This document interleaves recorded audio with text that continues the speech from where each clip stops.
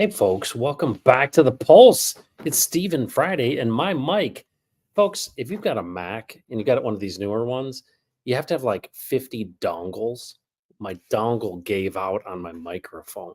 So you're getting the regular mic. If you can hear me, let me know.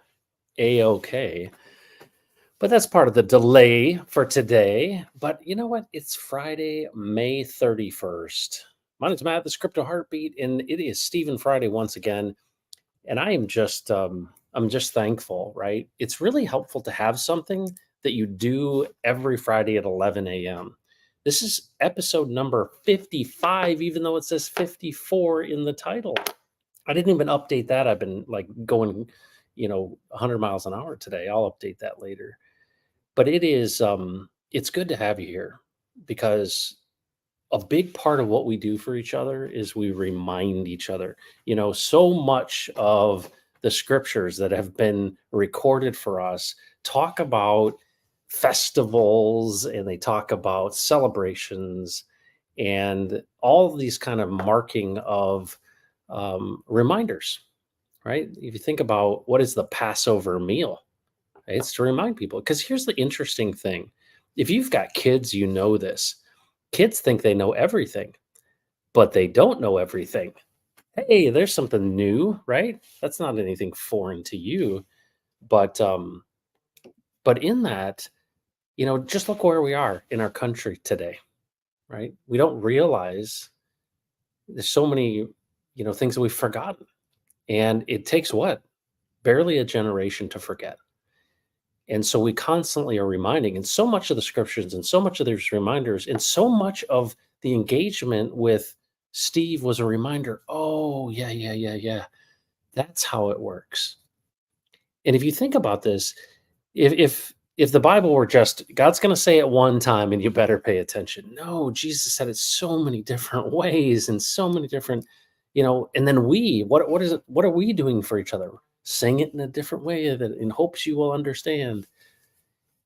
And it's like, why are there so many parables and why are there so many metaphors and why are there so many things? It's like this, a simile, because we need reminders. And so a lot of what we're doing is just going, hey, it's going to be okay. Why? Because we know the author, we know the architect, we know the creator of all things. And he's alive and he speaks. And that's one of the most refreshing things. So before we get into the content, which is Steve talking about standing, and I put in here, how do you see it? And so all of these things relate to sight. And I got the coolest message from, well, two people. I got it from Steve's wife and I got it from Carter. And it was the fact that Steve had donated his tissue, basically organ donation. He was an organ donor. And I asked Marcia if it was okay to share this, by the way. So I have permission. And she sent something that they got back from the organ donor folks, and they said that Steve's eyes, think about this, Steve's eyes, I'm not sure what part, if it was like the cornea or the lens or whatever it may be, but the point is a 67-year-old man today can see because of Steve's eyes. And Carter said something really great. He's like, just imagine if those eyes, right, these physical meat suit that we're in could actually translate what, basically what Steve had seen and what Jesus had seen. And it's just this picture of how do you see it? And we just pray for that man. We don't know him, right? That we just pray that he would see things the way Steve saw things. But it's kind of a neat thing to have Marcia share that. And I just wanted to share that with you to encourage you. Also got a great message this morning from our buddy Mike Austell saying that Peggy is doing much, much better and is back at work. Can you believe that? What happens in a week's time? That's amazing. But Mike's having challenges as well, health-wise. And there's so many challenges that we all have.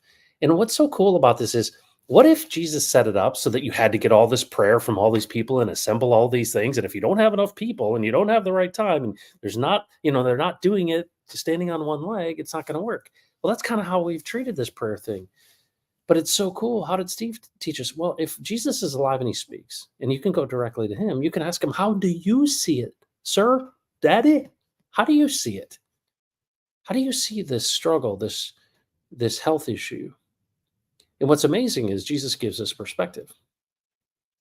And that's what's so cool. I got a cool story. I'll probably share with you at the end about we went and we visited a church on Sunday, a new church that we haven't been to before. And boy, it's hard sometimes now for me to sit in church. But I got a really good story for you there about that. But let's say hello to you. We'll get into the content, and then I'm going to be taking notes. Hopefully, you'll be taking notes, and we'll compare notes at the end of all of this. But thank you for being here. This is an encouragement to me because even though my morning was really hectic and my dongle doesn't work for my microphone, I'm just thankful that we're gonna log this one, if you know what I'm saying. Mike Ostell, some mornings are better than others, but they're all good with Jesus. And of course, Matt and Steve. Mike, we just we're with you. We're with you. And we're also here to encourage and remind you that Jesus is alive and he speaks, and he's always been enough, and he's more than enough. And whatever you're struggling with, he has something to say about it. And he is a loving father that's interested in your every inquiry. That's a quote from our friend Steve. Hello again to all my faithful friends. John May, I made it. You made it early. I was late, dude. I made it and just waiting for the stream to start. Been waiting all week for this stream. Much love, Matt and everyone. Thanks, John. Thanks for being here. I appreciate that so much. Terren's here. What's up, Terren? Good. Sorry I had that issue with your other handle name thing. Don't forget to hit the like. I appreciate that. Carter Hill's here. Hey, guys. Hey, men of the transfer. Let's see. Ego Foundation. Boy, I'll tell you, this with concept, doing things with Jesus. This has been the thing that has been the theme for me so much recently, is just seeing that I'm realizing, I feel like Jesus is showing me that I didn't really do it with him. I wasn't doing, and I've been asking him, like, can I do everything with you? Yeah, everything. Wow. And what's been so true about that, I told you the story about the carabiner, my daughter's carabiner, just stuff like that. You're like, well, I wouldn't think that that's something that the God of the universe cares about, but he's shown me that he does. And he wants to do things with us. And I think about that. I think about how I felt when I was a kid. My dad and I bought a 1978 Cutlass Supreme with a 289, which was like the weakest engine that they made. My grandmother sold it to me for $500. It was my first car. It was white on white, had the pleather, if you know what I'm saying, Landau top. And it had a lifter problem. And my dad and I one summer tore that whole thing apart, right? Took off the carburetor, the intake manifold gasket, the rocker arms, the push rods, and then we got down to the lifters, and I had to dig out the sludge of that engine with a spoon. And of course, all the vacuum lines and keeping track of everything, and then not having YouTube, right? To be able like, what did I mess up? But it was such a satisfying thing to do it with my father. And I think back on it, I'm like, I didn't do a whole lot of things with him like that.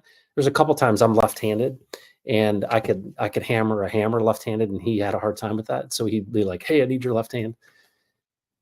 But when you think about doing something with someone, I'm here to testify, and I think so many are, and especially Ego Foundation, you can do anything with him. And my buddy Ray, who's traveling today, he said to me years ago, he said, if your kids make, finger painting for you, or they do something at school, and I remember when the girls were little and they would bring home their artwork from kindergarten or something like that. And Ray said to me, he goes, is this art? He goes, do you consider that art? And I thought about it for a second. And he goes, you love it, don't you? And I said, I absolutely love it. Right. I love it when they sit next to you and they're super excited about what they made. And they're like, Daddy, look at this. Look what I made. And this is this. And you're like, okay, I'm not sure I see that, but I'm going to go with it. Well, now think about our Father in heaven, right? Think about a loving Father. Can we create anything that is art? But if we think about that perspective of like, what satisfaction we take when a child makes something for you, And think about that as what you are doing in this world. Wherever you go, whatever decision you make, you're making with him and you can make with him. And you can say, hey, daddy, look what I made for you. And I think that's just so profound. And it's you don't always think about that when you're just doing something and running errands or doing things. Right now I'm building um a proposal because we've got a potential $25 million investment. And I'm making a PowerPoint with Jesus. Pretty cool. Carter knows all about that. Ego Foundation, thanks, man. With Matt's late. I'm rarely late, but I was today. Sorry about that. Gotta be a Texas thing. That's right. Of course, of course. Enoch, what's going on? ML Balmond. Um, interesting. I wouldn't be anywhere else. Thanks, man. I appreciate that. It's so great that you're here.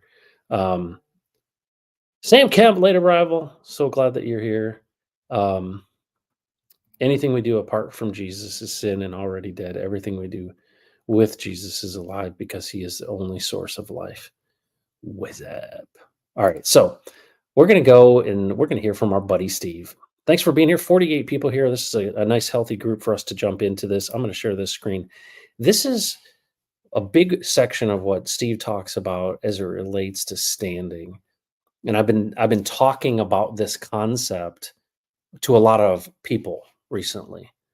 And it's really this idea that and I think I mentioned it last time, if somebody walks up to you and says, "Hey, I want to buy your house," does that mean they own it? Nope. All right, so let's get into it.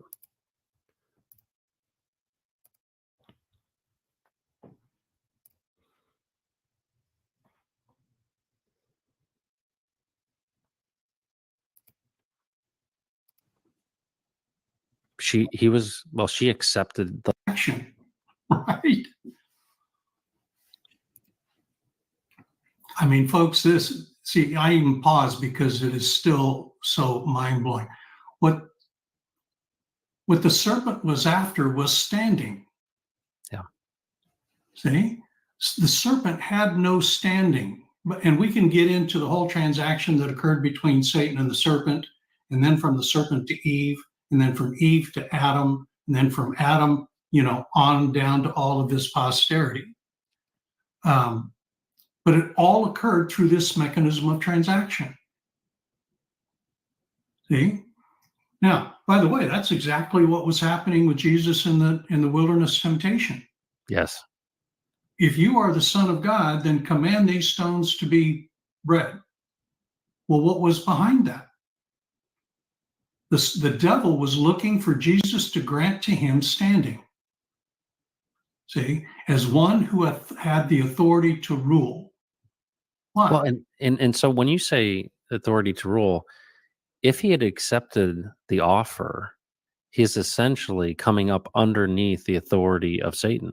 Yes. And Yes. so what you're saying then is, let's take that, the temptation in the wilderness. Had he agreed, he would have given him standing.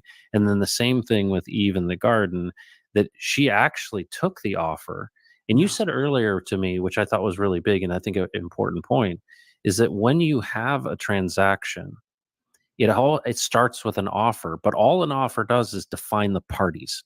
Yes. And I thought that was really, really helpful to me to understand this concept, to say there are all kinds of offers, but they don't become something until they're accepted.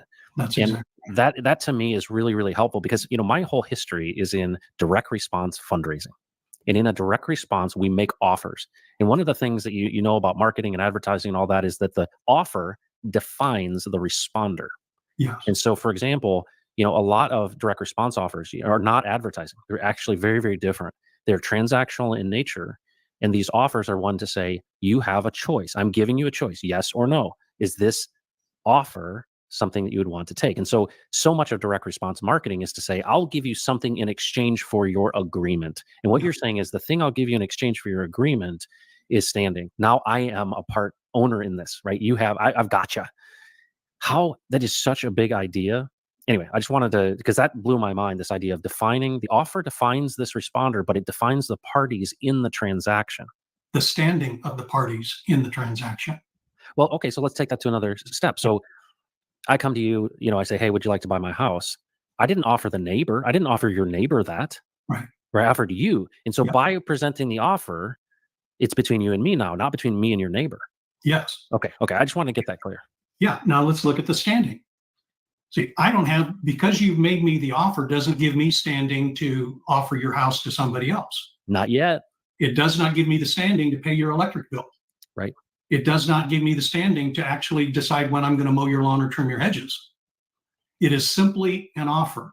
And in that offer, what that offer does is it defines the standing of the offerer. Okay. So if you actually own your house and you extend the offer to me to buy your house, and you're the owner, then you have the authority, the standing to transfer the ownership of that house to me should I accept your offer. Wow. But what happens if I don't own your house and I make the offer and I accept your offer and I give you what you ask and then you leave your way and I say, now give me the keys, and you bolt, and I go to the homeowner and I go to open the door and he says, what are you doing here? Wow. Well, I bought your house. From who? Well, this guy made me an offer. He told me you own your house. He told me he had the authority to do this, and I accepted his transaction. I gave him what he wanted. He gave me the keys. I'm simply opening the door to take possession of what I own. And the guy says, nope, sorry, dude. That guy had no standing. Yes. Okay. That makes it super clear. Okay. Now, take that very transaction. The transaction still occurred. See, I still gave the thing of value to the one who made the offer. But I found out the hard way that the one who made the offer didn't have the authority to make the offer. Wow. So it was with the serpent. The serpent was exercising judgment over God and what he had said, and was issuing decrees of rulership, and he possessed no authority to do it. But Eve bought the offer. So this is the first scam in history, Steve. This is it. Well, the first scam was with the serpent. Yeah. Second scam was with Eve, and there's a whole reason for that progression, by the way. But the point of the whole matter is Satan was offering what he did not have the authority, what he did not possess, nor did he have the authority to offer. But once she accepted the offer, she came under the authority of what he was saying. And when she did, she subordinated herself to him. Yeah. And by doing that, gave him standing as being superior to her. Now he became the ruler of her. And she now became the agent of him. See? She still is the one who possessed the authority. But he now was given standing as being superior to her. That's why, by the way, why the scriptures say that man became lower than the angels for a little while. That's how it happened. Okay, so that's the nature of transaction. The entire purpose in this dynamic between the spiritual world of darkness and the kingdom of God and God's man in between those is to gain standing, and through that standing, authority through the mechanism of transaction, an offer and an acceptance. And it happens every day, every time. Okay, so how are we doing so far? This is amazing. And you're teeing up so many applications I can think of that this relates to, but I want you to take it a step further before I share anything. Okay. So by the way, I'm talking in spiritual terms, but I'm not talking in religious terms. I'm talking about how this happens every single day. Yeah. Okay. So now what is sin? So what ends up happening, let's kind of walk through this again. So the serpent gains authority over the serpent through the mechanism of transaction. The serpent now becomes the agent that goes to Eve. Eve now makes the offer to Eve, the same offer to Eve that was made to the serpent, that Satan made to the serpent. Eve accepts the offer. When she accepts the offer, she now comes under the authority of Satan, who was under the authority of the serpent, who was under the authority of Satan. And she now comes under the authority of Satan. Satan has now been granted standing as a ruler. And he now rules over her. And she sends him to Adam, who came under her authority, who is now under the serpent's authority, to now complete the transaction of transferring the authority to rule the earth over to Satan and his kingdom. Wow. And here we are. Yep. Here we are. We got to stop right there. That's the pause. Wow.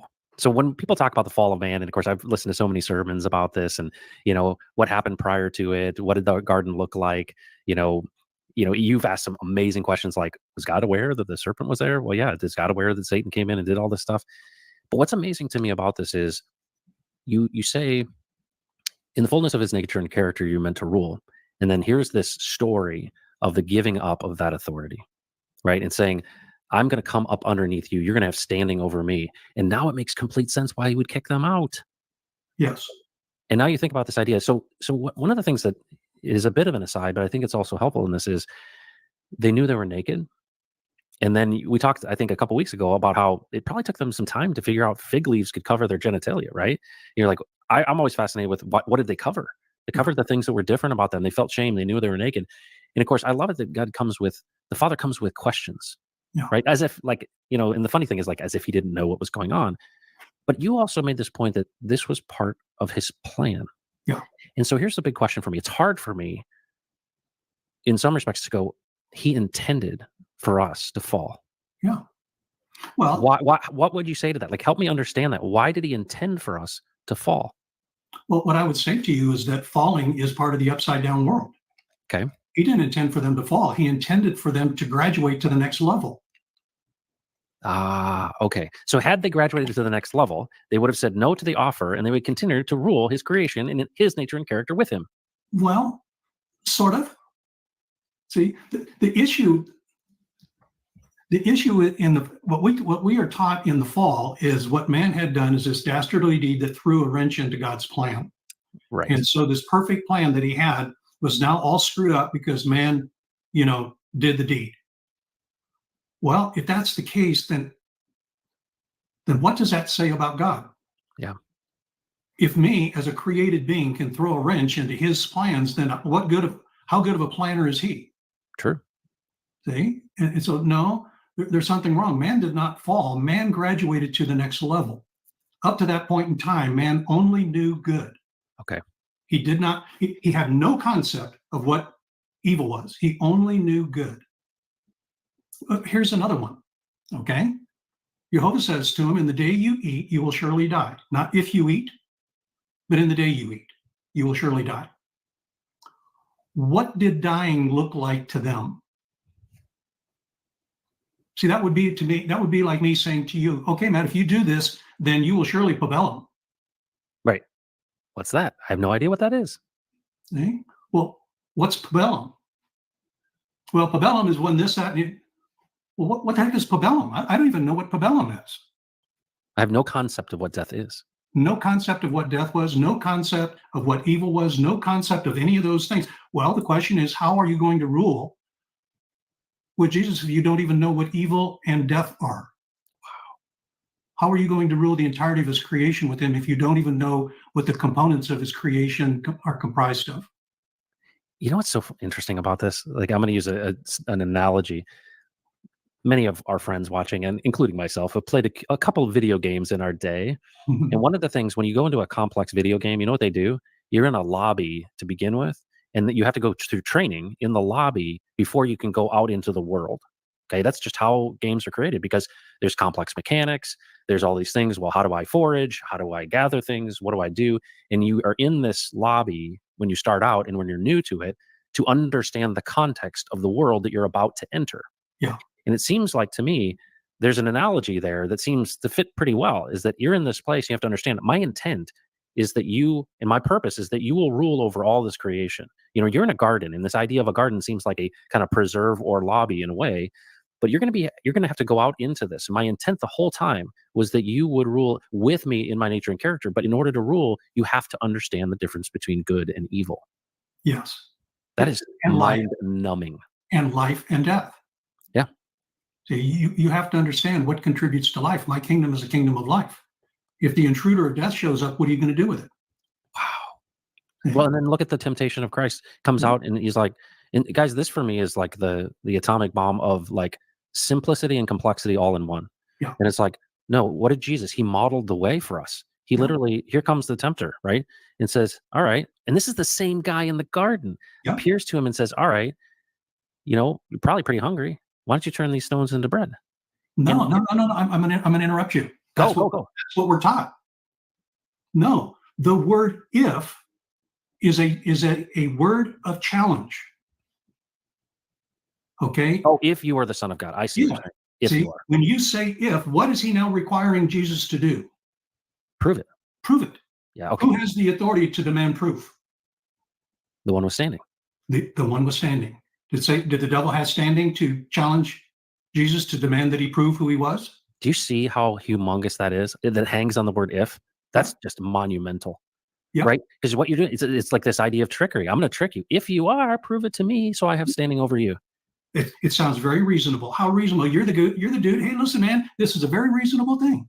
Just show us who you are. And if you'll prove to us who you are, man will accept everything you have to say. Well, now everything is flooding back to me in the actual Passion Week. And now what I see is so many people are saying to him, well, if you're so-and-so, if you're the king of the Jews, if you're this stuff. And, a lot of times you're like, Jesus, why don't you do something? And when you understand this concept of standing, no, and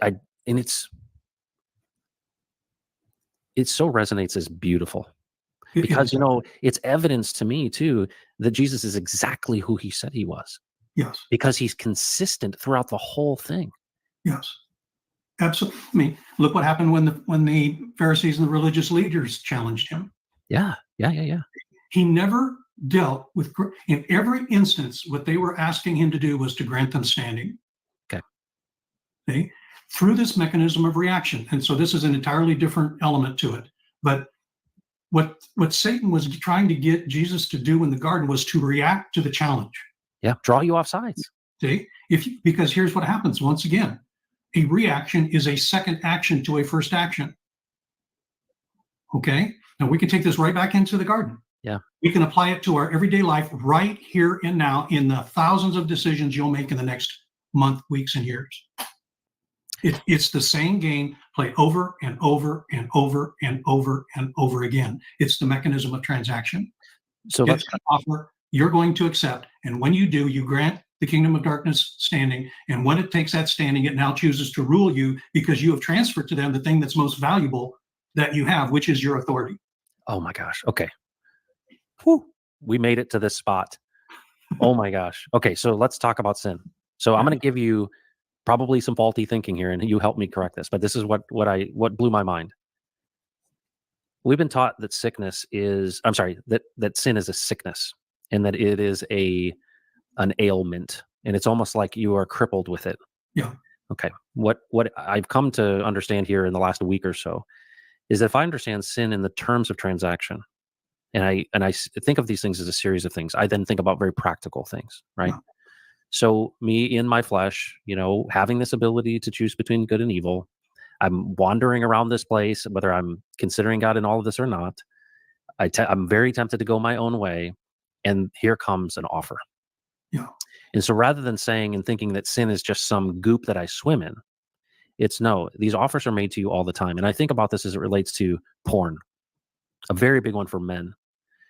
And I what really got me really, connected with this idea is that, hold on a second. I remembered the verse, and the verse is that really, and it's funny, like I memorized 1 Corinthians 10:13. No temptation has seized you. No temptation has overtaken you except what is common to man.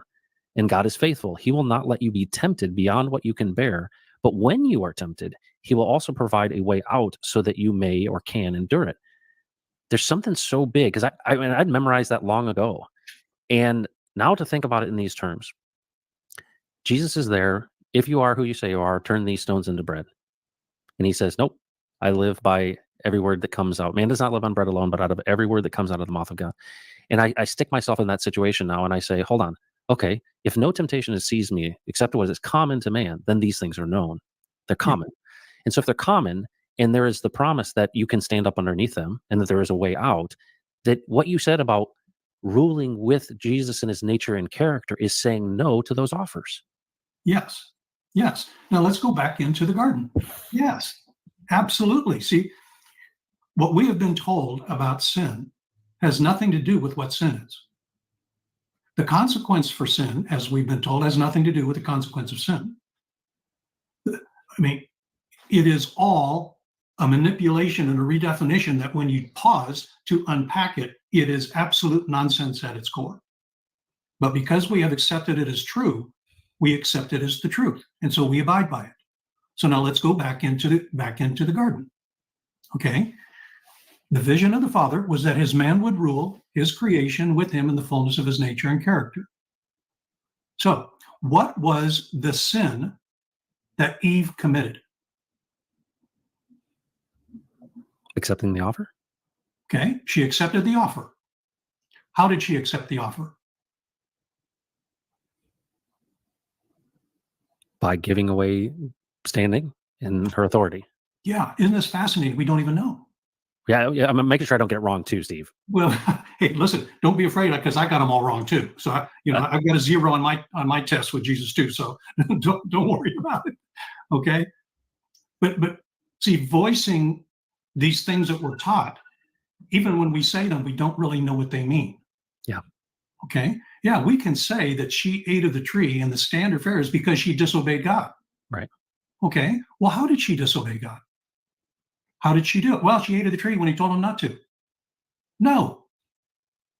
She made the decision to accept the offer independent of the one she was designed to rule with. So what? Not with him, on That's her own. So she That's went right. on her own.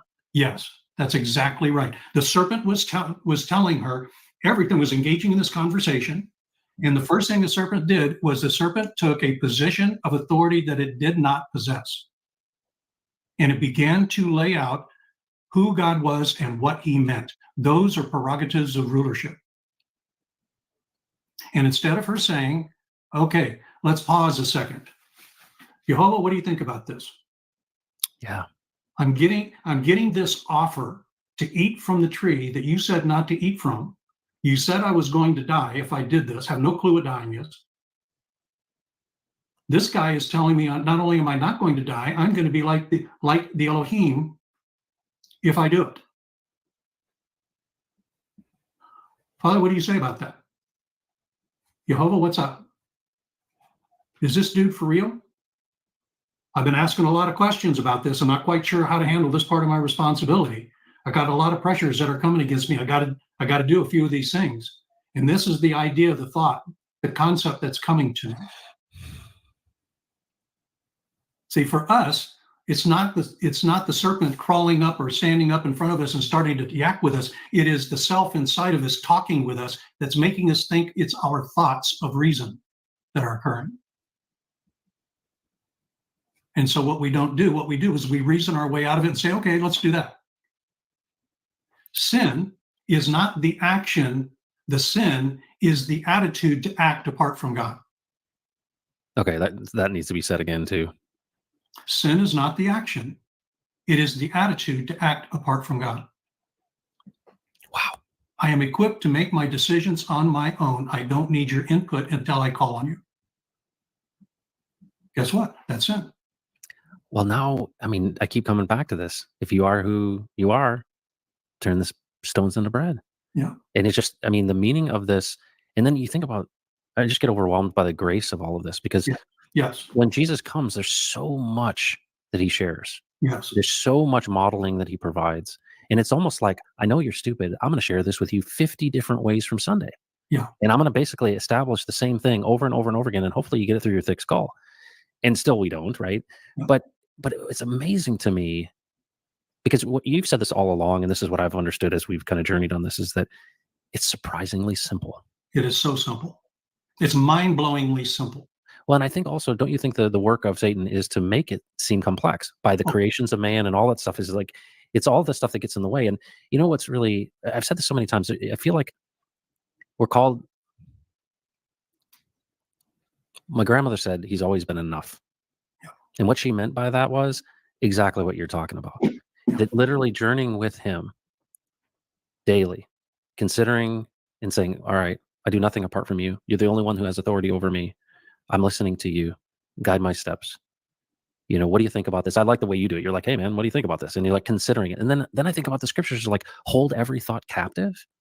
Yeah. Well, what would it look like to do that? And then it just blows my mind. I think about Jesus shows up and the Sermon on the Mount. He goes, you know about the Moses guy, and you know about the 10 Commandments. You know, he showed you what this reflected to you, what this dividing line was, you know, of what these things were. But you have no context of how deep this goes. You know, even if you look at a woman, you've committed adultery. And I'm like the stakes got raised so much. Now it makes it so clear that of why Jesus came. Why did the Father send him into this world, and why did he do what he did? And why, when he was, you know, sweating blood, did he ask the Father to remove the cup from him? He's like, nope, this is what we had intended all along.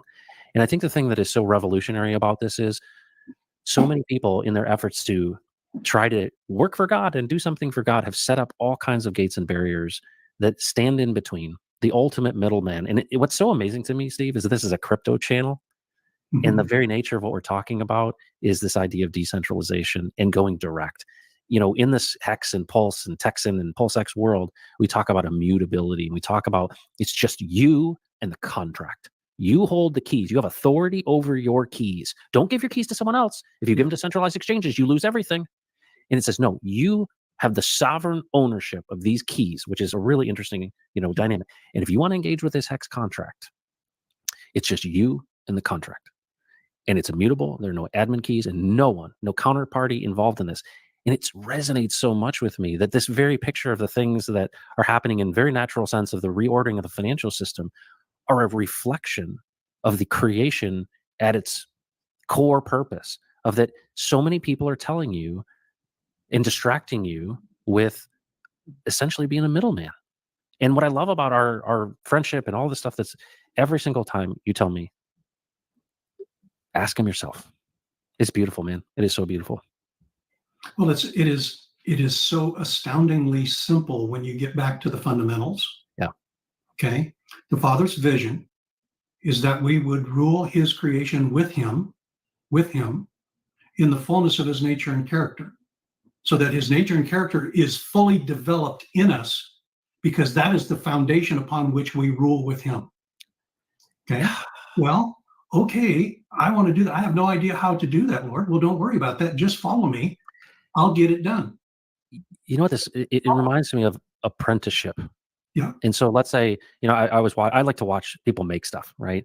And one of the things I love is like watching, there's these old Japanese men who have spent their entire lifetimes making samurai swords. And there's this certain kind of carbon steel. There's a hand forging process, and it is so laborious. But you cannot be a master swordsmith in Japan unless you've put in like 50 years of apprenticeship. And what it reminds me of is this idea that I'm always looking to the master bladesmith, and I'm saying, all right. And he's like, nope. You know, he's like, nope, you got to keep sharpening, because you haven't graduated to the next level, son. But you watch what the Father's doing. Look what I'm doing. Yes. And you have to put in that time. And it feels a lot like apprenticeship, in the sense that I could leave and I could go make my own sword company. But if you want to be connected to this tradition, and you want to be connected to this authority, and you want to be connected to this thing, you've got to be connected to the master. And I know that's a human example of it, but it feels a lot like this, to say, hold on, what is this life that is full? Because there's so many promises in this, following him and abiding in him and ruling in his nature and character. And we know that there's so many benefits that are love, joy, peace, patience, kindness, goodness, faithfulness, self-control, all these things that you're given that exist outside of anything that we could potentially create ourselves, that there's so much incentive built into it. And in a way, I feel like everyone is just searching and searching for these things. And what's enlightening about this is to say, when you understand the simplicity of it, you recognize that he's a Father who loves you and literally wants you to be connected to him. And it's unbelievable, dude. This is crazy. I mean, think about this for a second. The kingdom of darkness does not come to us and stand in front of us as a spiritual being and make an offer to us.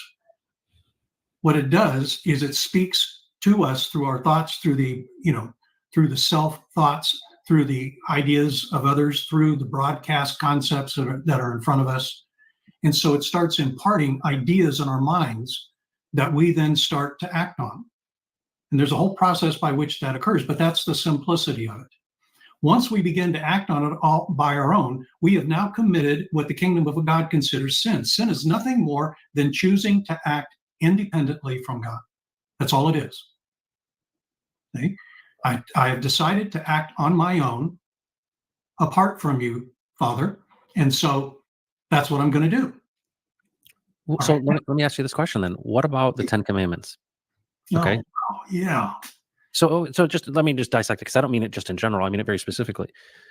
So the same one who created it all is interfacing with Moses, right? And gives him these rules, right? The law. And I would assume before that, maybe there were some things they inherently knew, but this was like the rule book, right? And this is the first rule book, and it says, these are the things you shouldn't do. These are the things you should do. So the question I've got is, in a way, it feels like the establishment of those tablets also created a problem for man, because it was easier to go your own way because I could now worship the tablets in a golden box. And it's almost like you created something that in a way has become a stumbling block for me. And I'm not trying to criticize God for creating the 10 Commandments, but it illustrated something, but it almost established this idea that, hey, these are my words, these are my rules. Rather than being connected to a moment by moment, I now have this distraction of us carrying around these stones in a box. How do you process that? Because it almost seems like counter to this idea of actually being moment by moment listening to him. How do you explain that? Well, to me, the fascinating question is, why were they even necessary? That's my point. Why Well, were they even necessary? Well, okay, so now that they are present, did anyone ever stop and say, okay, why are these now necessary? Why does somebody have to tell me not to commit adultery? Why does somebody have to tell me not to kill my pal? Why do I have to tell somebody not to covet what my brother had? Why does somebody have to do that? If I've got my act together, why does somebody even have to tell me that? Why? Because you don't have your act together. Whoa, Jesus. Why are you telling me this? Why is this something that I even need for somebody to put in front of me as an acceptable mode of conduct? Why is that? What is happening there? And oh, by the way, the law did not do anything to help them. Not one bit.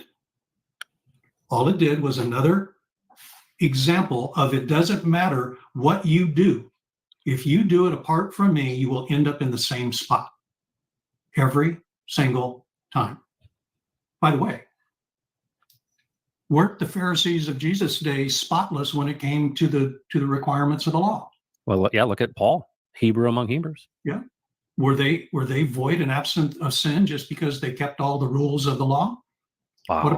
What about the guy who was the rich young ruler who came to Jesus and said, "What must I do to be saved?"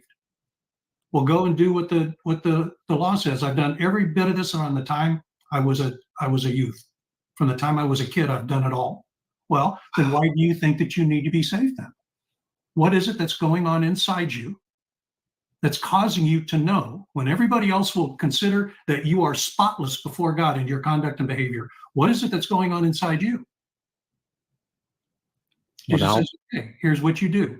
You learn, you want to have this thing that you want to be saved, delivered out of your danger and into safety. You want that to happen for you? Here's what you do. You do exactly what I ask you to do. Well, what is that? Go sell everything and follow me. Whoa, I can't do that.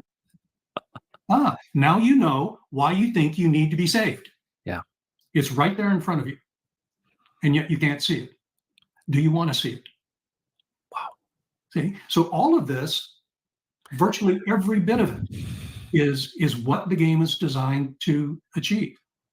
It's like Abner Doubleday sitting on top of the game of baseball. And hey, there are people who strike out. There are people who hit home runs. There are people who commit strikeouts. Every one of them are competing against each other. And though they may hate the fact that they are failing in the middle of the game, that failure is part of the game. Yep. And Abner isn't the least bit bothered by it. It's part of the game. because you fail today, the one who caused you to fail will make you stronger tomorrow so that you don't fail. Well, you told that story about the first curveball you saw and it fell off the table and you're like, I got to figure out how to hit this thing. And you're That's like, well, that failure caused you to keep working and understand how to, it enabled you to see what was possible too. Well, that's exactly right. It revealed to me that there was a bigger world out there that I didn't understand. Hmm. That's what this whole thing is about. Folks, there is a bigger world out there that God has created that he's inviting us to join him in ruling with him. If you're not willing to rule your life yourself, then why will you then be able to go to the next step? Yeah. See, these things they are so fundamental. It blows your mind how simple they are, and it's all based on choice. Okay, so now this revelation came with the whole description of the law. So when they asked Jesus and they said, "What are the most important commandments?" and this is like, wow, I've never seen it this way before. To love the Lord your God, right? And you think about this idea of being connected to Him, Yeah. love Him with all your heart, mind, soul, strength, and love your neighbor as yourself. Yeah. And you know what's so amazing about that? Because it's really interesting how crypto and the calling on my life to unlock global generosity and this, the illustrations of loving one's neighbor, right? David Lee, right? Coming to my dad's funeral, just these acts of love.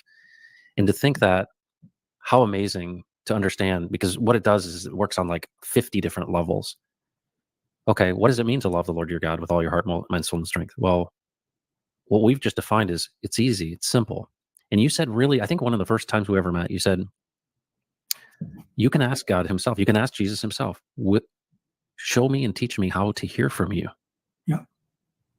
Rather than going to some guru or listening to some sermon or doing something like that, go to the source with your immutable contract, go with your keys that you have ownership of, and go put them in the lock and say, all right, hey. And that's the thing that I think is really interesting about this, is because we talked about at the beginning, there are people who have different personalities and they want to see things in different ways. And there's provision there for every one of them, right?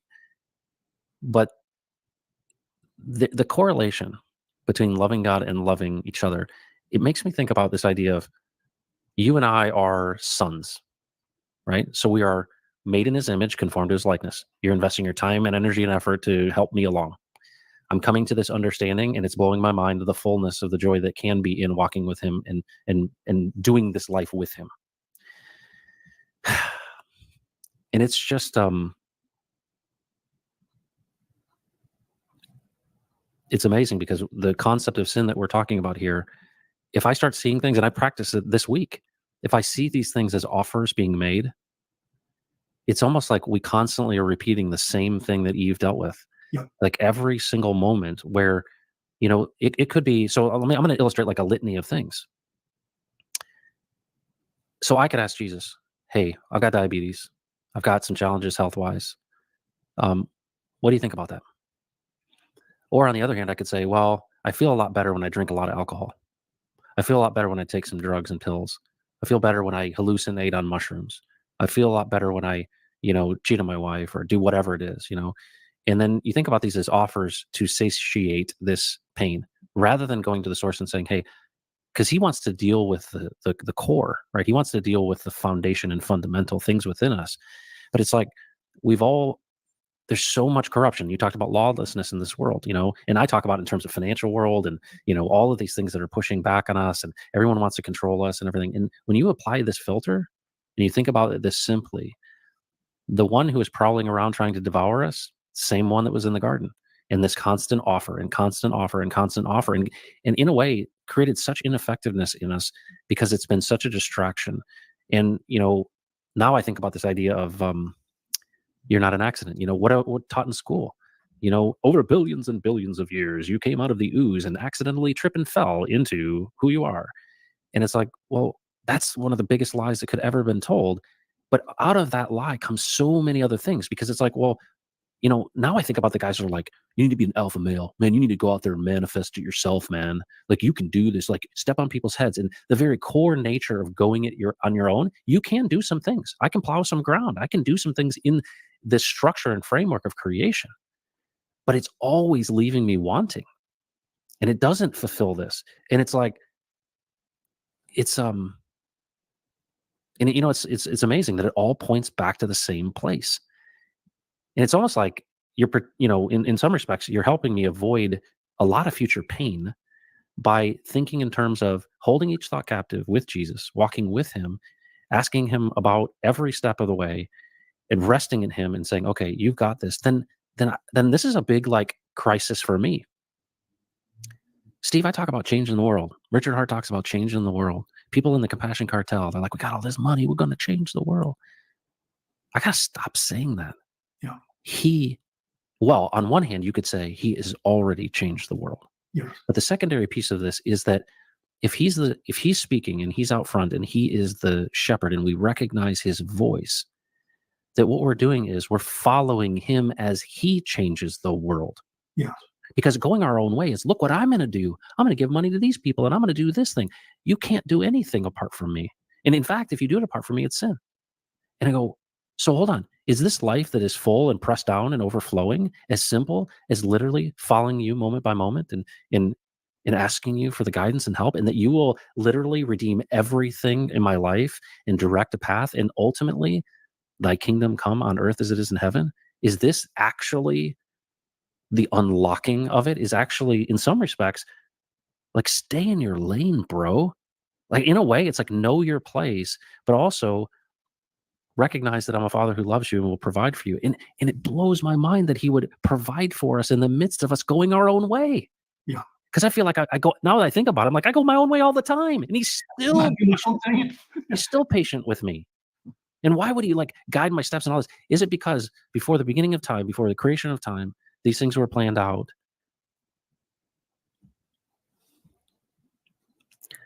You know, what's interesting is when I first came to know the Lord, September 10th of 2000, he showed me the power, and it was like raw. It was like weight lifted off of me. But I had to experience that way, or I wouldn't have believed that it had real power, because I was like, literally, everyone else is like playing a game, and this seems super hokey, and it's a bunch of nerds, and this is not for me. But it wasn't until I was at that spot where it was like, no, he made it tangibly real for me. And it was just the introduction to, it was almost a taster, the smell of the brisket, little taste of it to see, wow, oh, this is real stuff. What you're saying is this redefines the gospel to me in its beauty, in the simplicity of to say, this is not a religion. No. This is a journey with Jesus. Well, absolutely. And what happens, speaking from my own experience, Matt, is that what happens is the way you start viewing your life around you starts dramatically changing, and with it, your vocabulary. Yeah. Okay. Let me give you a couple of examples just in the things that you mentioned there. A lion roaming around trying to devour you. You have a certain way of saying that. How is it that you say that? Yeah. One that prowls around and seeks to, looking to, well, really ultimately tempt you, right? Well, so here's the point. If he could devour you, then why is he trying to devour you? Yeah, there you go. He's not If he capable. can He's devour not you, capable. Then why is he seeking to devour you? Why doesn't he just do it? Why don't you just do it? Because he doesn't have the authority to do it. That's right. And what is it that he's looking for when he's trying? What is it that he is looking for that gives him the opportunity to actually satisfy his insatiable appetite for man's authority? Wow. What is he looking for? An opening. He's looking for an offer that the man will accept. Yes. And he's creative. He's very creative. Incredibly gifted. He's been doing it a long time. Wow. Okay. That's why it's common to man. Wow. See? He's just doing it over and over and over again. But guess what is also common to man? That God is right there with you. Jesus is right there with you, just as he was with Cain. Look at Steve. You see what's happening here. Take a step back, slow down just a bit. Let's take a better look at this thing. By the way, Cain, will your countenance not be lifted? Will you not become happy? And one of a higher order of character. Won't you become that one if you do what is right? Well, what is right? Learning to rule with me. Why? Because sin is crouching at the door for you. Yeah. See? Well, why is it crouching at the door? Why isn't it just blasting the door down? It doesn't have full access. It doesn't have the authority to do it. It doesn't have the keys. We have the keys. We're the ones that unlock the door and say, come on in. So, for those that don't know the story of Cain and Abel, can you explain that background so that people understand what that transaction was there when he slew his brother? Oh, yeah. Okay, here you have Jesus now telling, Jehovah now telling Adam and Eve and the serpent and the devil what the consequence of their transaction was going to bring. And what it was bringing with death, it was bringing, taking them from abundance to scarcity. It was taking them from being very productive and the yield of fruit to now thorns and thistles and all kinds of pain and heartache and headache and hassles and all the stuff that was going on now that this transaction has been completed. So now they have their children. Interesting that Jehovah didn't allow them to have children until they did the deed and entered into this dimension of knowing both good and evil. Now that's what you want to have your head wrecked a little bit. Talk to Jesus about that one. Yeah. Okay. But then what they're doing is they're now Cain, the firstborn, and Abel, the secondborn, are now old enough and grown enough to where they are now, presenting offerings to Jehovah. And the offerings, and Cain puts his, builds his offerings around the fruit of the ground, and because he was a farmer, and Abel was a sheep herder, so he offered, from his flock. And the way the way that Moses described it was that, and Jehovah had regard for Abel's offering, but he did not have regard for Cain's. Okay, so let's back up and why did he have regard for Abel's offering? Why did he do that? Well, because Abel offered his offering with Jehovah. It was an expression of his partnership. It was an expression of his gratitude. It was an expression of his relationship. It was something that he did with him. And so Jehovah had regard for it. He accepted it. Okay? Well, what about Cain? Why didn't he accept his? Because the offering was out of Cain's motivation for gaining God's acceptance. It was self-centered. How do you know it was self-centered? Because sin was crouching at the door. See, he knew what the motivation was, the attitude was in his offering. Man, I gave you the best I had and you didn't even accept it. I wasn't rejecting your offering. I was rejecting the attitude you had in your offering. This was about you. This was not about us. Oh, by the way, now that you're a little bummed and it's all over your face, we can change that. You know that, Cain? We can change that. All you have to do is learn to master sin. Wow.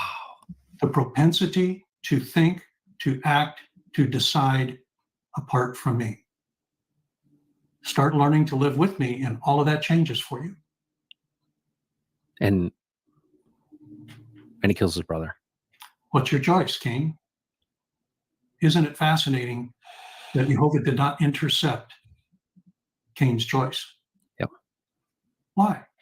Because Cain had the authority to rule. And he chose to exercise his rule apart from God. And when he did, it brought death and destruction. And it's been doing it ever since. That's why I ask, okay, look around us. Nobody says they're lawless, and yet we're swimming and drowning in lawlessness. Why? Because the only way we know how to think, act, and decide is on our own. It's the only way we're taught how to think, act, and decide. You were mentioning, okay, isn't it interesting that we're on a crypto channel? Well, have anyone stopped to think that maybe there's a pretty big deal going on here? And what Jesus is trying to do is trying to say, hey, folks, you can either do what you're doing and end up in the same boat, or you can take a look at doing something maybe a little different. What's your interest? You interested in learning how to do something a little different?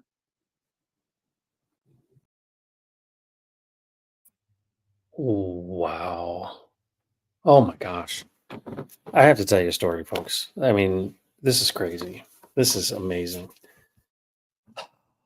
I got up at 4:40 this morning, and I've been getting up early. I've been going to bed early as well.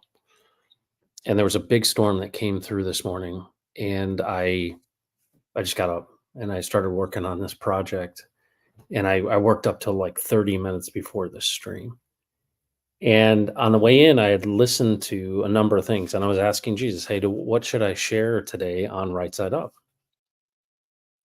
And there's been some times where he said specifically, "Hey, it's episode 15," and I listened to episode 15. I'm like, "That's it." And this time, I didn't have like, what am I to do, right? And I was behind the 8 ball, and I'm like, "All right, I got to put something up." I even have the wrong episode number on the title here.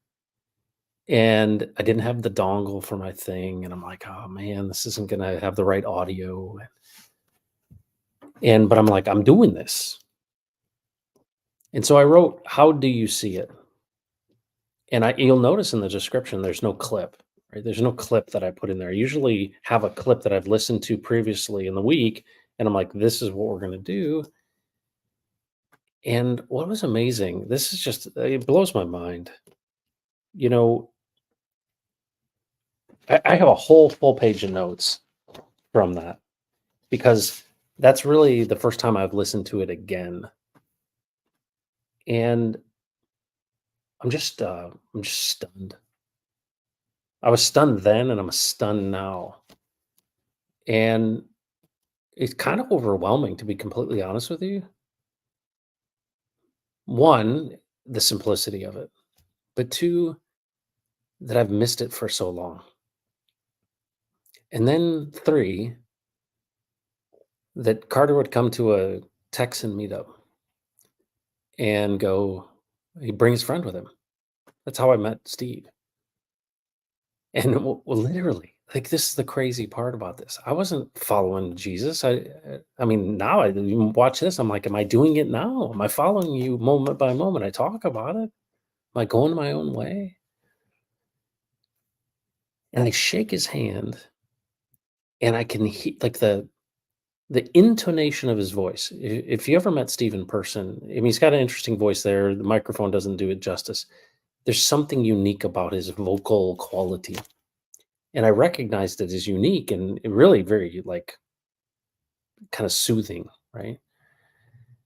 And I literally shook his hand. I introduced myself, and the Lord said, "Listen to this guy."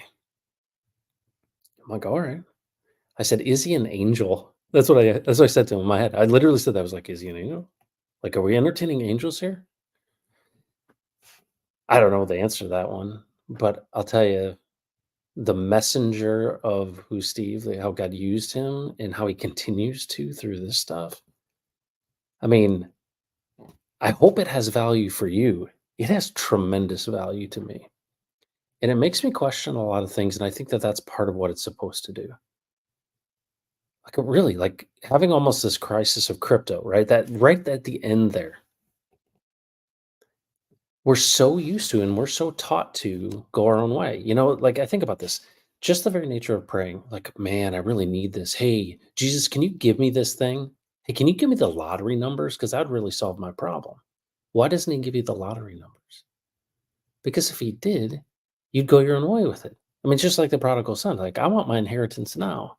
Well, that's not how I designed this thing. This idea of life in fullness, you're taking this thing and you're saying, "This is all there is."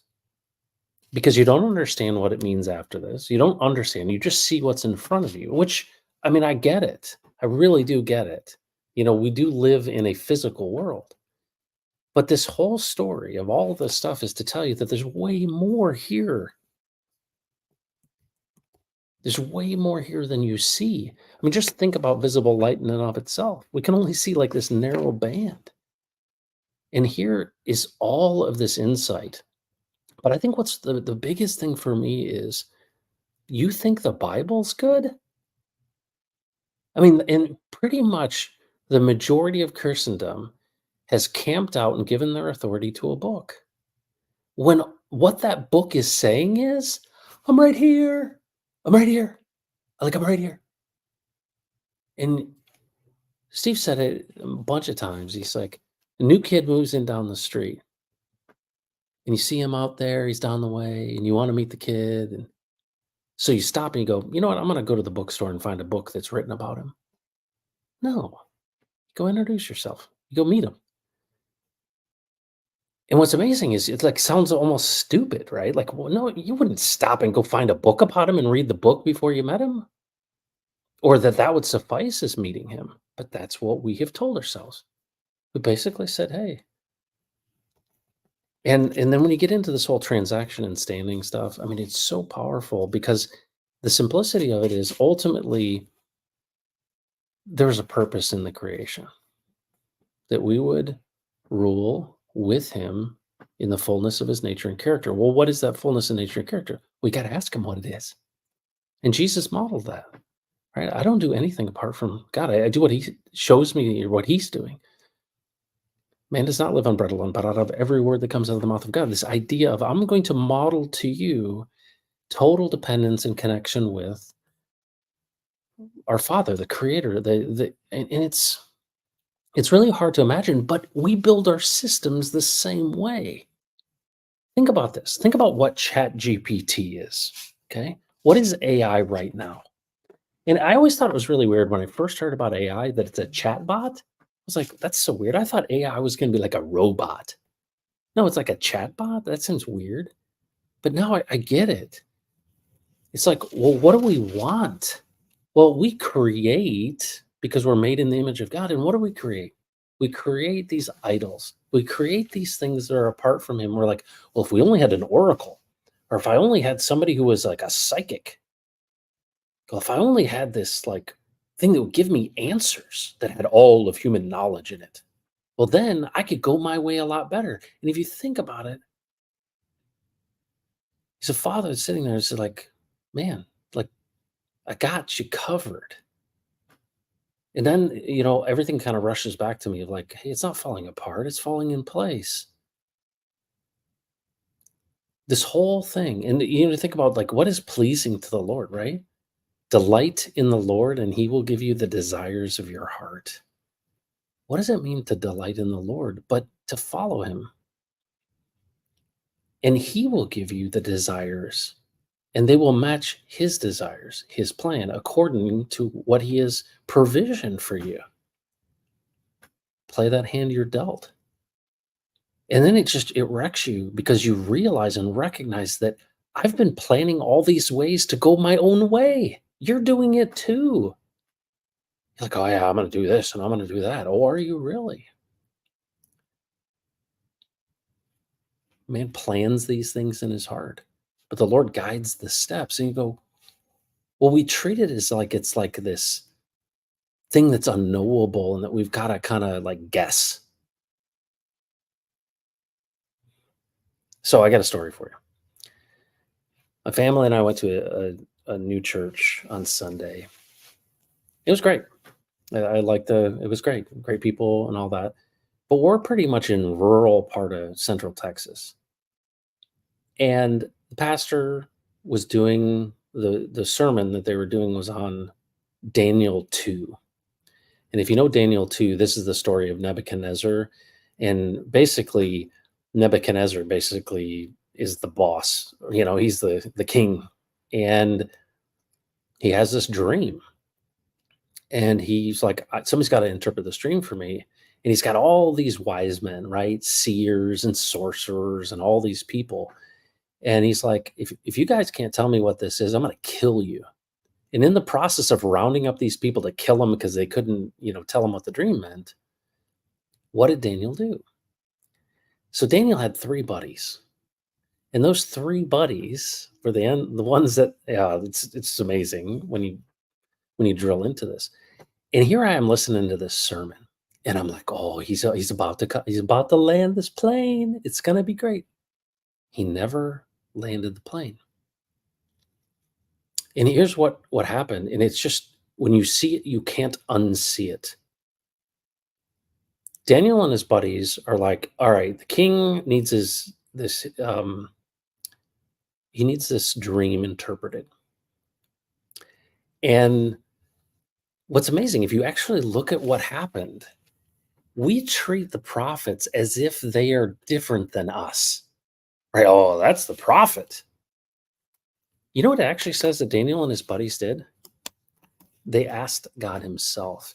And it says that God told them the interpretation of the dream. They didn't say, oh, yeah, we got it. They went on their own and figured it out. No. What did Daniel do? He was a guy like Steve and like a guy like you and I could be. He's like, well, we got a problem here. How do you see it, Lord? How do you see this dream? And thank you, Lord. And Daniel praises the Lord for telling him what it meant. And if you look at what had happened, subsequent to that, you've got this king who's not, he's not believing in the God of Israel. And all these guys did. And we treat the prophets like, oh man, these guys are they're the bomb.com. No, they just practice exactly what Steve just talked about. Hey, Jesus, we got a problem here. We got a challenge. How do you see this? All right, I'll tell you. Why? Because I'm interested in your every inquiry. The whole point of this was that we would do it together. And then, of course, here we're in this journey and learning these things.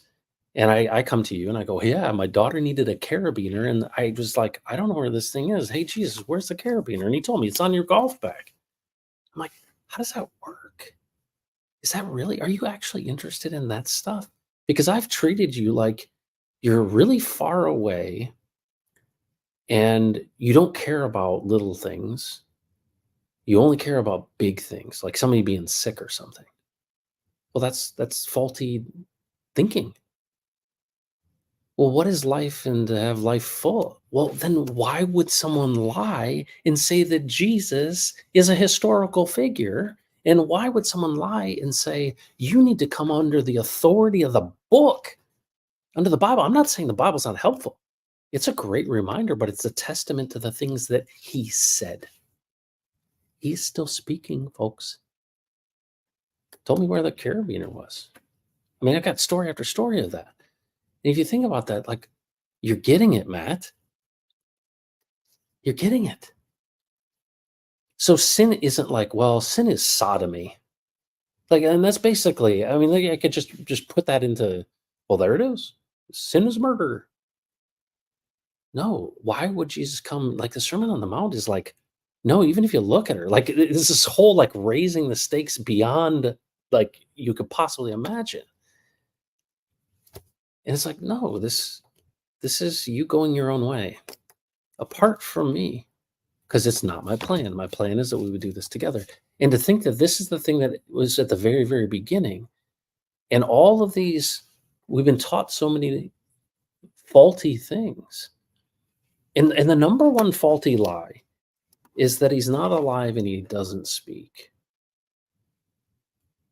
And it's fascinating. Here we are creating ChatGPT, right? We need an oracle.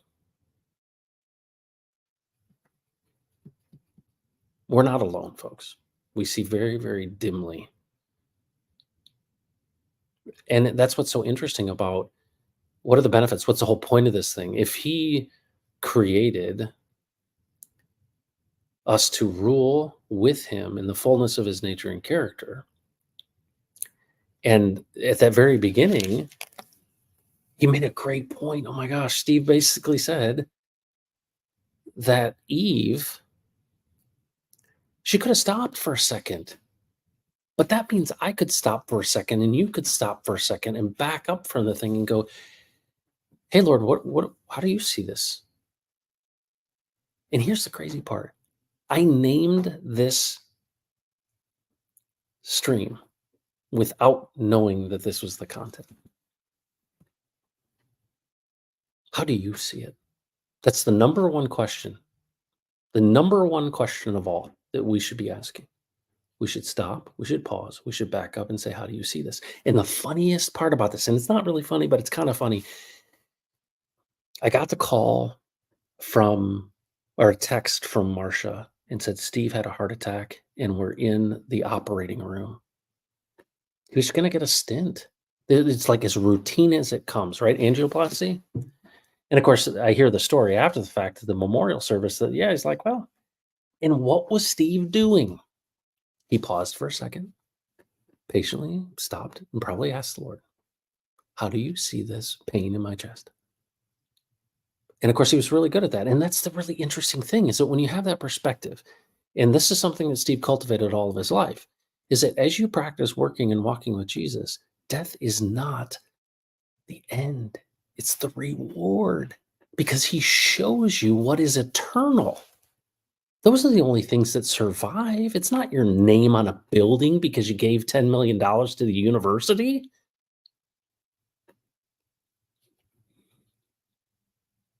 And the thing that's so convicting about this is the idea of like, what do you think you're going to accomplish? And do you think that that's going to have any lasting value apart from me? That's why I said, without me, you can do nothing. Nothing. So what is the point of crypto gains? What is the whole point of this? And why, I would ask the question, just like David, when he saw Goliath, he's like, I'm not afraid. I fought the lion and the bear. Well, who was the one that brought the lion and the bear? You've been prepared for such a moment as this, even in your waywardness of not walking with him moment by moment. He's prepared you. Are you interested? Are you interested in knowing how he sees this? What's cool about this is it like takes all of the belief systems and it basically sheds them. It's not this religious thing. It's like, no, the creator of the universe, the creator of all things, is right here and is interested in your every inquiry. Are you interested in inquiring or not? You don't have to be, it doesn't have to be on Sunday. It doesn't have to be on leap year. It doesn't have to be on a new moon or a full moon. Any moment of any, you can ask him. And what's really interesting about it is I've done this recently. And it's like, well, how do you know that it's him? And all these kind of things, right? And I've asked all these questions to Steve. I spent so much time with him before we even went on stream and did stuff live. He's like, Matt, what's your intent? And look what he just said about Abel. Why did the Lord look at Abel and say, your offering is acceptable to me? It's because of his intent. He was doing it with him. And to think that this first murder of a brother, out of our frustration and out of this, you're not going to accept my offering. We get angry, and in that we make choices. But he said, God didn't step in and go, no, you can't kill him. Now he did, obviously, raising the knife to a son, but not in this case. And it's an interesting story for us because I don't think we think of going our own way as killing our brother. But it really exemplifies how important that idea of choice is, that we have that choice. And so now you think about this whole concept of who are we created to be? You are heirs. You've forgotten who you are. You were created to be one who rules with him in the fullness of his nature and character. Without him, you can do nothing. But if you have the faith that I give you, that it's as small as the littlest seed, that mustard seed, you ask a mountain to move, it will move.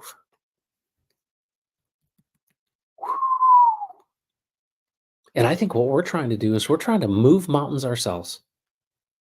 And he's like, that's not the way it's set up. If I want a mountain to move, I'll make a mountain move. But you go in your own way, you're going to go to a heap of 50 measures and there's only going to be 20. You can do certain things, but then what do we hear in this life?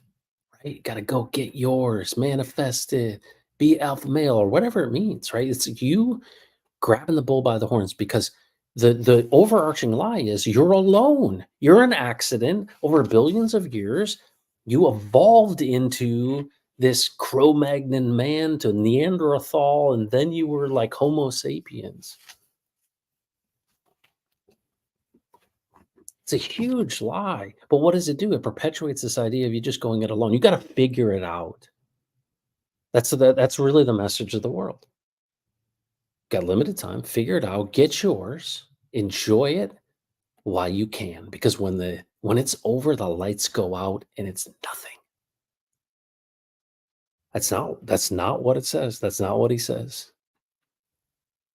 This idea of storing up your treasures in heaven, what does that look like? Well, what are the eternal things?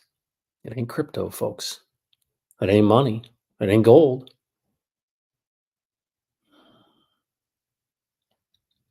I've often thought that it feels a lot like boot camp. And you think, what is boot camp? In the military, boot camp is preparation, right? Preparing you for whatever task that you're about to do, but this basic training. And I think a lot of this, I look at the church and I say it's I don't even know if it's a great introduction, but it's merely the onboarding. But then when I've met people who are mature, and when I've met people like Steve, and like I count my grandmother as one, he's always been enough. Well, what is she saying? When you walk with him, you have fullness of life. But he does not give as the world gives. Well, I've been chasing things that the world gives. So why does Tom Brady, you remember when he had like 5 rings? He's like, I gotta have another one.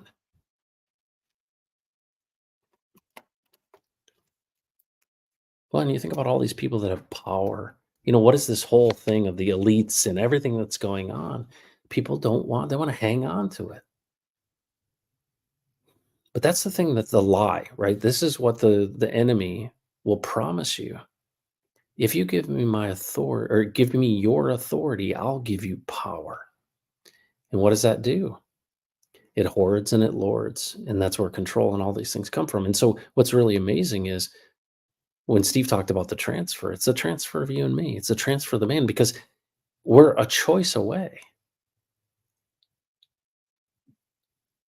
No temptation has seized you except what is common to man. There are so many notes I have. I mean, I literally could go on forever. I do want to say this, though. When he started, right before that section that he started, we talked about the house, right? You own a house and somebody comes up with $1 million and your house is only worth 500,000. They got this suitcase of money. I said it last week, and they open it up and they put it in front of you and they're like, I want to buy your house. If they make that offer to you way above the value, do they own your house? Nope. Can't enter it, can't pay your bills, can't trim your shrubs, all those kind of things, right? I think it's a really great story because there's so many of us that are struggling. And you think about the spirits, right? You think about those that are making offers. Well, they have to get you to make a choice to give them your authority. So many times when I'm talking about this stuff, just with regular anybody, right? We're just having conversations. Me and Ray are talking about it.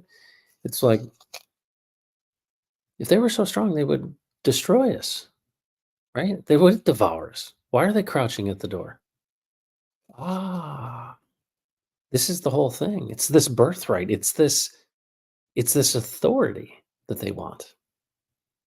We've got the picture from the very beginning of the authority given away, and you come up underneath that.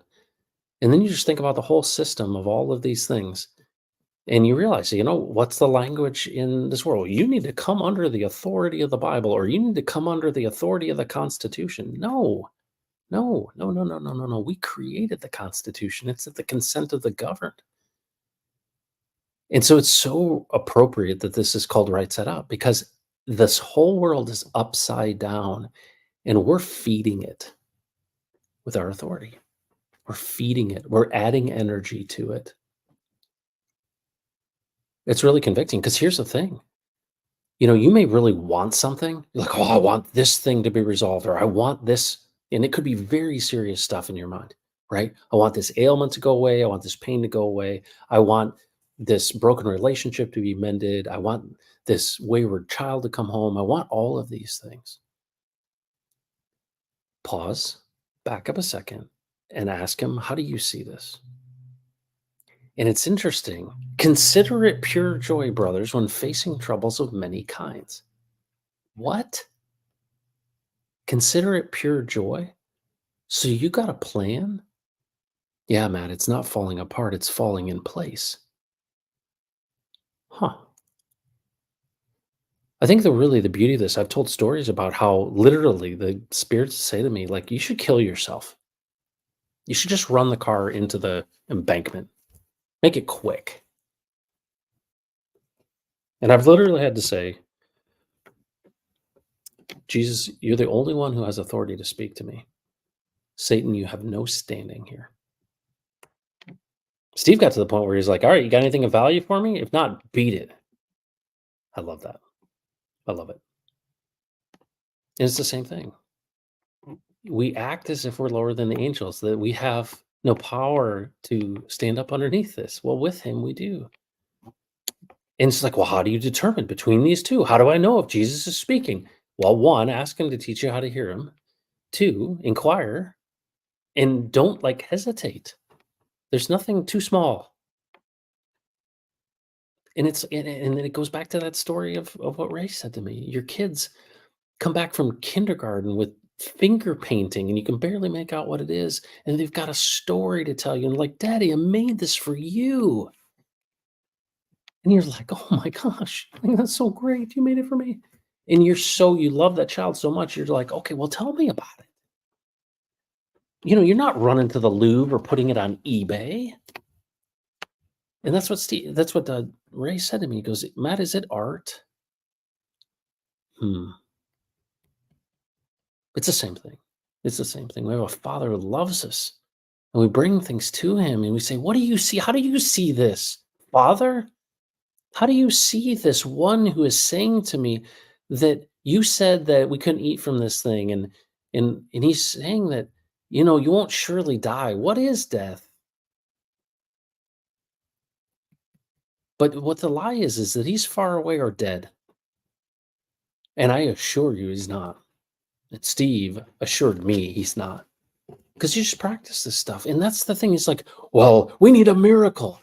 You can have one every day. You can have one every day. And I don't mean, what we would define as miracle is water into wine. He does not sleep.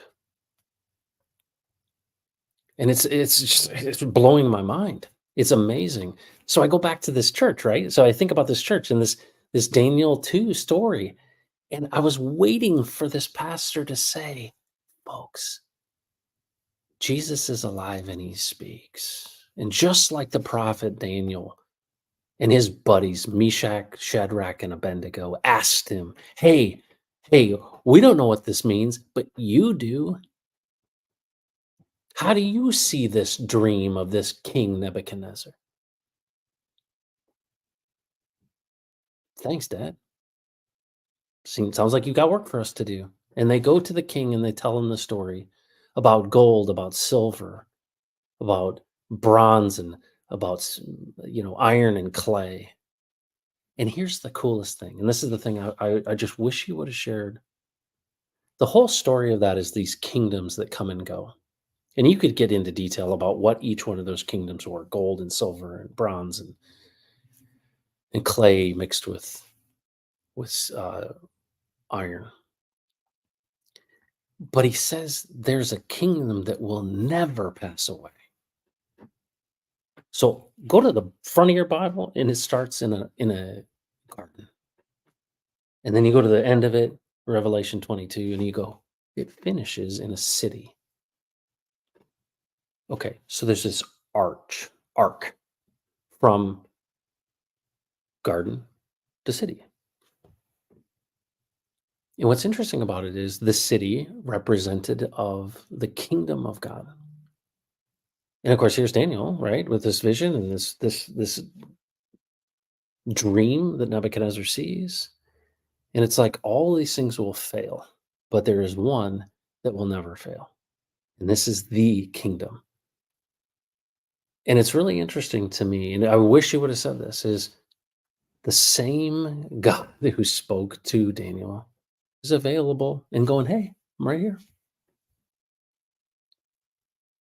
What's your intent? Are you interested? And don't think anything is too small. and realize that there's a trajectory to this and there's a plan, and he's going to accomplish his plan with you or without you. It's his plan, it's his desires. But you've been created since the very beginning of time, and there's purpose in it. And there's a lot of joy and life in its fullness by literally not going your own way. And there is one who is crouching at the door. Sin is crouching at the door, making all kinds of offers. Hey, go this way, do it on your own. And it's very, very tempting, right? We do have choices to make. What does that mean? I just lay in bed? No, no, no, no, no. What does he do? He got up and he said, all right, Jesus, what are we doing today? And I'll bet you any amount of crypto that Jesus didn't give them the full story at the very beginning just over coffee. I've had this situation where I'm like, I got this really important call. It's coming up in an hour. What do I need to know? And it's like crickets. And he literally asked me a question. He's like, I thought we were doing this together. Oh, so this isn't just like you'll reveal it to me so I can go my own way. No, I'm with you in the moment. And there's so many stories about people who literally they didn't know what to say and they were given the words to say in the moment. What does it look like to do it with him each beat of your heart, each moment? And you think about there's so much benefit in this. And it's what you've longed for all your life: purpose, rest, peace, all of these things that you desire.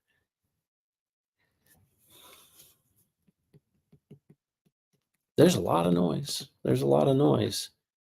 But I'll tell you what, like what's happening to me in this whole process is seeing its simplicity and going, oh my goodness, the implications of this are like absolutely crazy. But now I imagine if there was a plan for my life, how'd you do? How'd you do with what I gave you? And there's so many stories of those who are stewards, right? They gave you the parable of the talents. How'd you do it? What'd you do with what I gave you?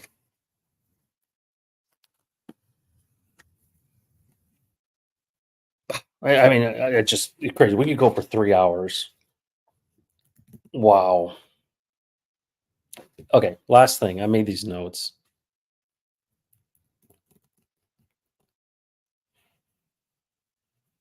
Wow. I think we covered it all. 104 people here. Thank you for being here. I never, ever in my wildest dreams thought that we would be in a situation where there'd be 104 people that would be here across 3 platforms. I mean, we started with about 7 people, and those guys are in the chat. Thanks for being here, Mike and John. Thanks so much, Daniel. Tin Top. Stargate, Enoch. Crypto Ethos. Ego Foundation, Hexonium,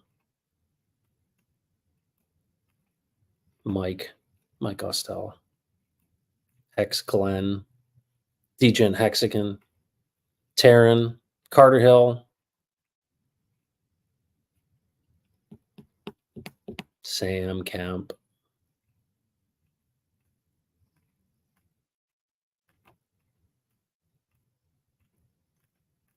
You know who we need to encourage is David Lee. I haven't seen him in a long time, and I know he's struggling. Folks, thanks for joining the Pulse today. My name is Matt. This is Crypto Heartbeat, and this was one of the best Right Side Ups with Steve Staggs. How amazing that a 67-year-old man can see because of Steve. Well, he may have given the physical attributes of his eyes to another man, but he helped us see Jesus for who he is. He's alive and he speaks. Folks, if you want to listen to more of this and not listen to me babble, there's 37 episodes in a podcast format as well as on my channel. It's called Right Side Up with Steve Staggs. It's in a playlist. I highly encourage you. You driving somewhere? Just pick one. And it's literally blow your mind stuff. And it's so wonderful because the truth is probable. Look what we're dealing with right now in our political situation and all that, or censorship and all these things. this whole idea of us having this freedom to speak and this freedom to ask questions is kind of this inherent thing, right? These we find these truths to be self-evident, right? These gifts that are given to us by a creator. And the founders knew this. And you look at it and you go, why is everybody saying you can't ask that question? And they want to censor your speech and want to censor your opinion. Why? Because they have to. It's the only way they can control it, because it's not true. The things that are true are probable. And it happens within the church too. It's like, oh, how you can't ask that question, because you've ultimately built a wall. And if I pull one stone out, your whole thing falls. No, that's not how it works. It's not how it works. It's a moment by moment process by which we go, hey, how do you see this thing? I want a straight path. And I'm just telling you where the truth is. I mean, this is the secret to it all. And I just imagine, why did this come through a crypto channel? And why did this all happen the way that it is? And what are the plans you have, Jesus, for this? How do you see this whole thing? Because it's really hard for me to say, well, we need to buy this meme token.